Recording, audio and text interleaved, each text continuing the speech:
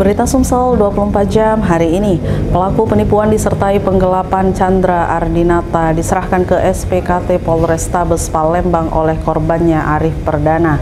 Pelaku tertangkap setelah dijebak korbannya sendiri. Pelaku yang diketahui warga Komplek Yuka 1 Kecamatan Kalidoni Palembang melakukan aksi penipuan disertai penggelapan pada 20 September 2022 lalu di sebuah showroom motor Kecamatan Sukarame, Palembang.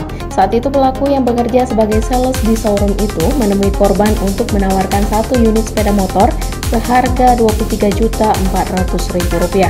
Namun karena barang belum ada, ia pun inden dan memberikan uang muka tanda jadi kepada pelaku sebesar Rp5 juta, lalu menunggu selama 1 bulan untuk barang datang. Kita beli motor. Terus motor scooty. Berapa itu? Rp23.400. Cash. Ya. Nah, kita kenal dengan dia?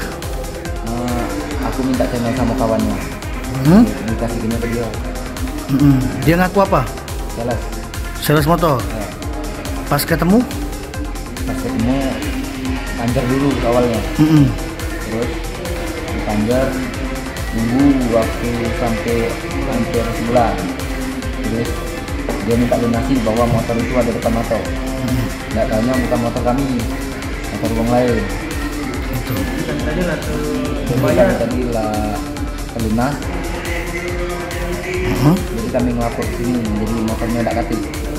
Sementara itu, Kasat Reskrim Polrestabes Palembang Kompol T. Wayudi membenarkan adanya serahan pelaku tindak pidana penipuan dan penggelapan. Reporter dan juru kamera Kurniawan, Papres.com. Demikianlah berita Sumsel 24 jam hari ini. Jangan lupa untuk mendukung program kami lainnya di YouTube Palpres Official seperti Podcast Cukup Pedas, Budak Lorong, Basing, Ternyata Bukan Mistis, Sidak, dan Ruang Cerita bersama Kakak Juli. Saya Betanika Susmanda. Sampai jumpa.